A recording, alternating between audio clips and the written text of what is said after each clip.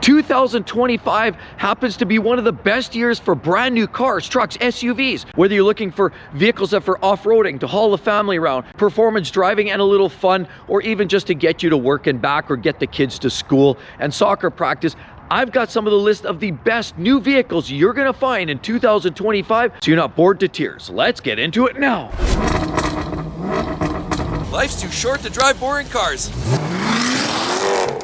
The 2025 Honda Civic represents the best small or compact car in the entire market, in my own opinion. While Toyota has the Corolla and it's known for ultra levels of reliability, it is a little bit on the ho-hum side. So while it'll last 200, 300, 400,000 miles, it is extremely milk carton. Where the Honda Civic, even though this is the older version, the brand new 2025 Honda Civic has shed. Finally, that 1.5 liter turbo 4 is gone, and they've replaced it with a base 2-liter 4-cylinder engine that makes about 150 horsepower, or you can step up to your game and get a 2-liter coupled up with a bunch of hybrid drivetrains, and you can get a total output of about 200 horsepower. All of that mates up to an automatic transmission, either way how you cut it. Unfortunately, in the hatchback, you can no longer get a manual gearbox, which makes rowing gears out of the question these days, but the Honda Civic is still a fun, sporty little car. It handles like it's on rails, and it's ultra reliable. And now the fact that that 1.5 liter turbo 4 with the oil and fuel dilution issues, interesting how they made that go away, and they just replaced the drivetrain with a garden variety 2-liter naturally aspirated because they were looking for reliability, and so were the customers. So the base Honda Civic, or even the upgraded Civic with the hybrid drive, is now new for 25, and it's going to be a fun little car, and you don't even have to worry about reliability. Front-wheel drive, all the local amenities, you get all of the safety features, and of course, as always, it's a fun car for the youthful buyer. The next choice for me for this subcompact luxury SUV goes to this little unit right here. We have a Mercedes GLB. You can get the 250 as well. You can step up to a slightly AMG'd version of this vehicle. And I personally like these. They're a little boxy, they're a little utilitarian, and while they don't necessarily have the S-Class feel of luxury and amenities, they have all of the features you possibly want. And I was shopping around for some time for a multitude of different smaller SUVs that you could get a third row in. Let me tell you, I tried a Volkswagen Tiguan. The third row is trash. Only little children can fit in there. Then you get into vehicles like even the Toyota and the Highlanders actually don't have as much space in that third row as you would possibly imagine. So without going third row and without going to full mega size SUVs, it's difficult to find a smaller SUV that you can actually fit third row space that actually works. Why I think these are great is you compete with vehicles in the luxury car segment, for example, like BMWs. They get the X1, the X2s. BMW does not have the third row available, and for me that's a big selling feature. A little vehicle like this has to have a level of practicality to it that others just can't match, and I personally think these actually have that. It does come with the all-wheel drive system in the 4MATIC. You get the newest and latest and greatest LED taillights, all kinds of great chrome detail on there, and from a design standpoint, while the boxiness looks very utilitarian, it actually has a lot of great details. I mean, you do get the 5-star Mercedes wheels, you get the two-tone and the chrome handles, all kinds of chrome detail along there. You get lots of big sunroof space on top, and this nice little hood, which isn't just a flat sheet, quite prominent. You get the 5-star grille. I like these little stars that just glimmer in the dark. Of course, right here as well. I love the headlights, and it's a very, very good looking little unit. It does satisfy the third row, the middle row, and the front row. Another reason I like these is I like Mercedes-Benz and their fully expansive new digital display on the screen here. While this is not right across the dash, it definitely goes from pretty much A-pillar to the center of the vehicle, and it gives you all of the digital amenities you possibly want.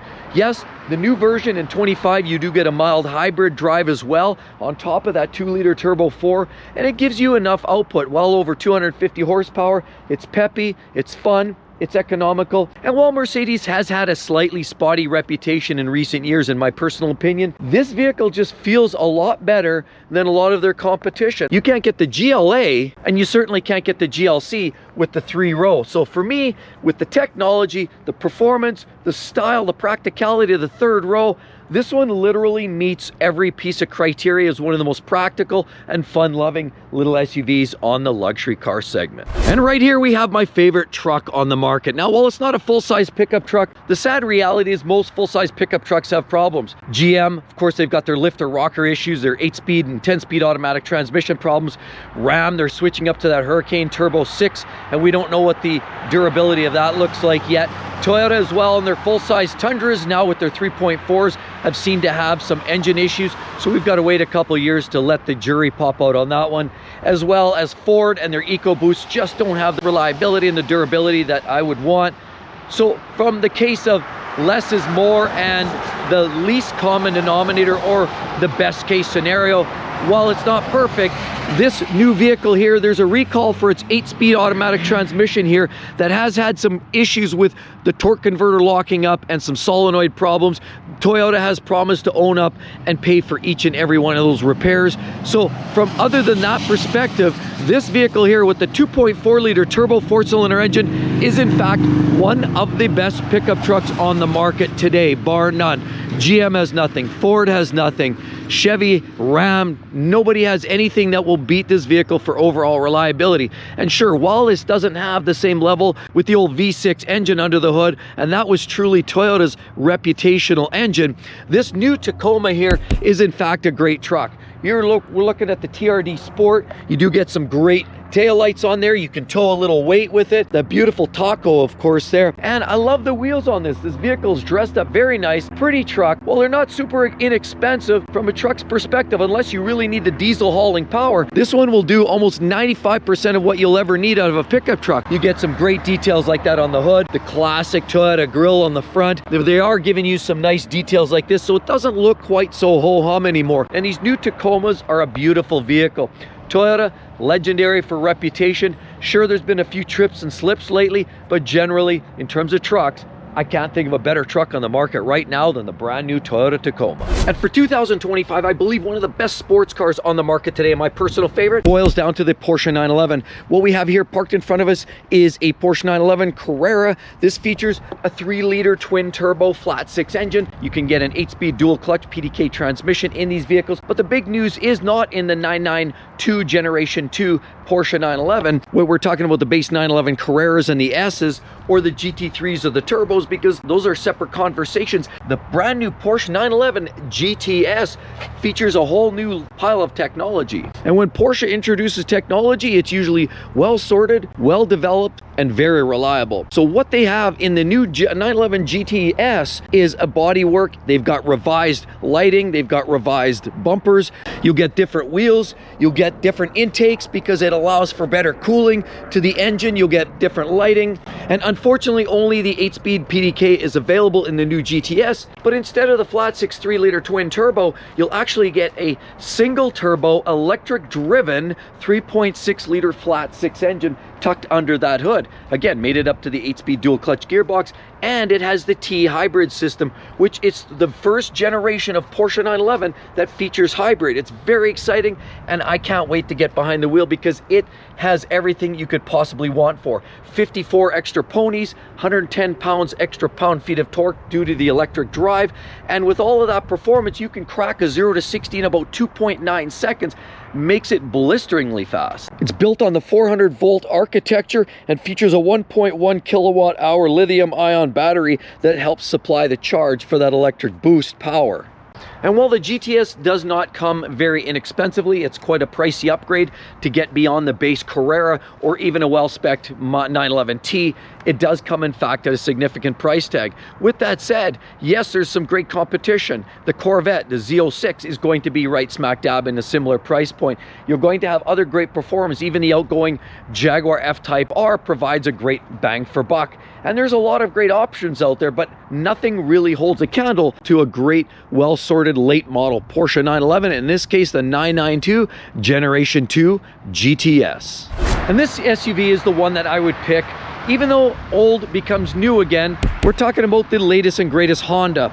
Now this one here is a Pilot, And when comparing it to the likes of the Kia Telluride, the Toyota Highlander and Grand Highlander, those vehicles lack a little space. So does the Mazda CX-90. While it's a beautiful offering, it looks a little bulky at the back end, and certainly the rear third row is a little narrow. Whereas this vehicle feels like it has the best blend, the best third row capability of those mid-size SUVs, and it has the legendary Honda reliability. The beauty is this comes with the naturally aspirated V6, 3.5 liters, makes 285 horsepower, comes with the 10-speed automatic transmission, and all of the luxury amenities you could possibly dream up in the modern day Pilot. This one here is a black edition, all-wheel drive, of course. Quite honestly, because all these other manufacturers go in hybrids and turbo 4s, this is a breath of fresh air in a world when all you can find is smaller displacement engines, turbocharging, and high complexity. And while the Honda Pilot may look a little bit bland, in fact, it carries all of the amenities you need. The modern tech, the safety, reliability, all of the great. You've got stepping boards there, beautiful wheels on these vehicles, of course, LED tail lights, and of course, all of the space you can possibly muster up. It's a Honda, and reliability is its middle name. And the new BMW X3 here is quite different. It's newly restyled for 2025. You get two different drivetrains. Of course, you get the turbo 4-cylinder engine with the 48-volt hybrid, gives it about 255 horsepower. Now is the X340i is gone, and they've replaced it with the M50 that gives you the 3-liter turbo 6, gets you a total output with the 48-volt system of about 390 horsepower plus. And the overall design has changed quite dramatically. You get these revised taillights.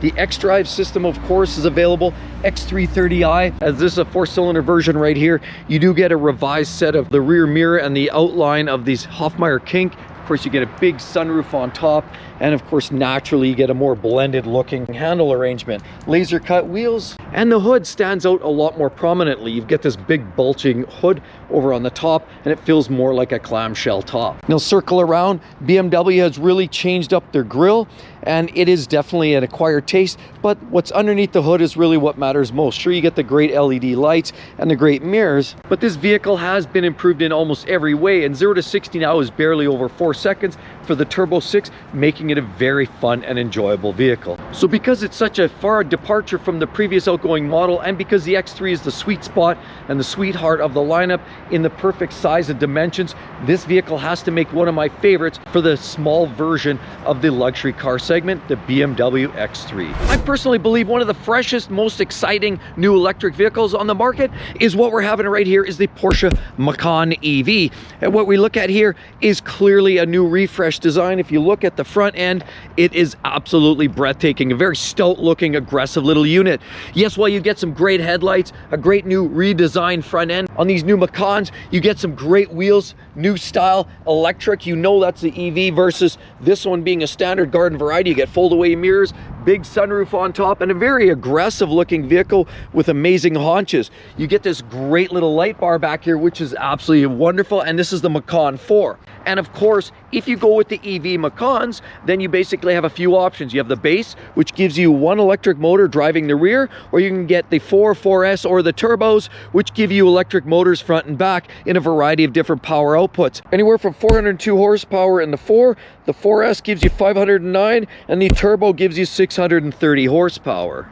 The beauty is these vehicles often give you a range up to almost including 300 miles and beyond. If you go with the lower spec versions, the turbo knocks you down to about 280-90 miles. But suffice it to say, with performance in the turbo version means that you can get 0 to 60 in 2.9 seconds in the turbo, or around 5 seconds in the lower trim levels. You get great performance, great technology, great new design. Quite honestly, if you're bored of the same old humdrum vehicles in the electric car segment that have boring grills or look like a Tesla, and you're not interested in buying a Tesla, the Porsche Macan certainly has you covered. And the EV like this has you lots of different variety with great performance, great technology, and truly is one of the most exciting new electric vehicles on the market. The next vehicle in the compact SUV segment goes to this little vehicle here. And while Toyota offers a great vehicle with the RAV4 and the Honda and the CR-V, and there's many other competitors in this space, this vehicle here represents a great looking vehicle, great performing vehicle, vehicle, reliable, robust, and Mazda has gotten drastically better overall in recent years, making it much more exciting to drive. The CX50 handles more like it's on rails than the standard CX5, and it looks great. I mean, you get these aggressive flares like that. It looks very stout, beautiful taillights in the CX50, and generally they come in all-wheel drive. You can get a base 2.5-liter 4-cylinder engine under the hood that gets you about 187 horsepower, or you can step up to get the 250 horsepower in the turbocharged 2.5-liter 4-cylinder engine. So you get great performance, all-wheel drive. You do get the new 10.3-inch infotainment screen in front. You get a whole revisement of new technology, driver aids. You also get Android Auto and Apple CarPlay, and virtually every level of technology you could possibly want in a modern day SUV. But it doesn't come at luxury car prices, even though you feel like it's very much in a luxury car space. And this 6-speed automatic transmission and that 4-cylinder engine, whether you get the turbo or non-turbo, are very reliable. Mazda's been building very great vehicles these days, and you really can't go too wrong with what Mazda's offering up these days. But because this one also gives a lot more style and design than what you're getting, in my opinion, from the Hondas and Toyotas and other vehicles like Buicks and beyond, this vehicle represents the first go-to, either the CX50 if you like the lower slung, wider flares, or the CX5, which is a softer, rounder version. They basically are sitting on the same underpinning, same drivetrain, same chassis, and they're very much the same. Great options. My first pick for that compact SUV style and space, a beautiful vehicle. Let's say in 2025 you want an SUV that can go off-road. Well, for the most part, most of those SUVs you see on the road like these are on a unibody construction. In other words, they're great for all-weather traction, they're great for driving through the snow and ice, but they're not necessarily built up to hold up during off-road driving duty. Of course, you know, hitting some of the rocks and the stumps and the climbing and all of that goodness only comes with a certain level of durability and ride height. Range Rovers are an example of a vehicle that has the elevated ride height or adjustable suspension, has the off-road terrain, definitely on a chassis that can tolerate going off-road. But Range Rovers have lost a little bit in reliability. The Jeep Wrangler and the Ford Bronco are other vehicles that are built on basically a truck pickup and ladder type of frame. But those aren't necessarily the most reliable. They've got their problems. Stellantis with the high prices, of course, the TIPM issues, leaks, and all kinds of other issues mechanically, as well as we talk about some of the Ford Bronco problems with the dropping valves on this new 2.7 and 3 liters. They're not short of issues either. So the one for 2025 that I like the best for going off-road, more of an off-road duty, and it has a whole lot of other benefits because it's not a unibody and it is on a proper ladder frame, is this vehicle right here. Now we know that this Lexus right here carries an engine that has been very controversial this year.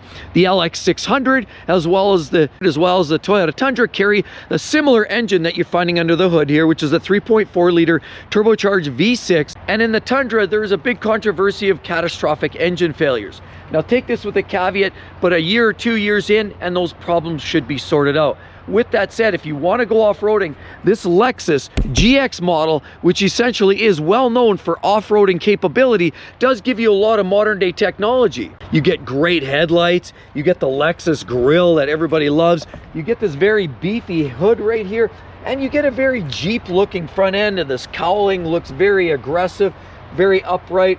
And I do believe this style and this design will wear very, very well over the years. Of course, you have a great looking design all the way back, the sight lines that roll up to the back there, and this big hatchback gives you lots of access. Now, because it's very vertical in the back, it gives you lots of storage capacity. You also get a third row, which means that there's a certain level of practicality you can't find in the Jeep. You can't find it in the Bronco, but you can find it here. And guarantee this is going to be more reliable than both of those other brands. Definitely more than reliable than a Range Rover. So even with some of those controversial conversations around the engine issue, you get all of the luxury car amenities that you could possibly muster up in these vehicles, from seats to technology, safety nannies, and the towing performance. Even with this older outgoing version being a V8 and this new one being a twin turbo V6, you would think the mileage, the fuel economy would get better. Sadly, that's the only downfall. Fuel economy is still not great on these vehicles, but this Lexus with this beautiful new revised light bar in the GX550 means that you're going to have a reliable, sturdy, capable vehicle that's got elevated ride height, that's going to allow you to go off-roading, have fun, enjoy in the lap of luxury, and know that it's going to run hundreds of thousands of miles. Then one of the best minivans. If you like minivans, and even though it's sort of a dying brand of type of vehicle, right there is the best minivan that you're going to find on the market today. Honda has the Odyssey, and of course every other manufacturer seems to have, although it seems to be going away. Dodge has their own, or Chrysler specifically, but Toyota here still owns the reliability crown. And I think it's just from a stylistic perspective, with that 2.5 liter 4-cylinder, made it up to the hybrid drive. And of course the ECVT means that you've got one of the most reliable drivetrains moving this vehicle along. It also looks quite stylish. You have the very futuristic look, lots of little gaping vents. You get all-wheel drive. The Toyota Sienna has had a reputation for reliability for many years. You even get alloy wheels, no hubcaps there, big sliding doors, lots of space. And in some cases, you get just wonderful detail on the front end. These vehicles are styled nicely, and Chrysler could never hold a candle to one of these vehicles. They're extremely spacious inside, and as well, with that 2.5 liter 4-cylinder engine, it's going to be mass amounts of reliability.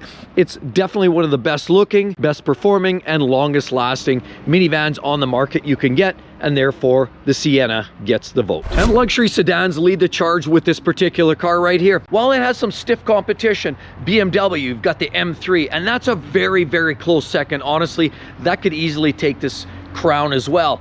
But Mercedes is the other competition. The C63S now is a hybridized, turbocharged, and it really just lacks the luster, lacks the thrust, the actual desire of driving. I mean, it goes fast, but it's a little 4-cylinder engine and really is too much into the future and not enough about what true drivers really like. The thrill, the sound, the feel, the V8. Like this car here has a V8 engine. And the reason I picked this vehicle, even though it's a little old, a little long in the tooth, the 5-liter V8 under the hood here is the same one you'll find in the LC500 front engine sports car that Lexus makes 472 horsepower, made it up to an 8-speed automatic transmission, putting the power down to the rear wheels, crack a 0 to 60 time in about 4.2 seconds according to some. And while it's slower than the BMW and it's slower than the Merc, it does in fact have that V8 sound that only V8 engines can simulate. And the fact remains is 5, 6, 7 years down the road, you won't be able to find an engine like this anymore.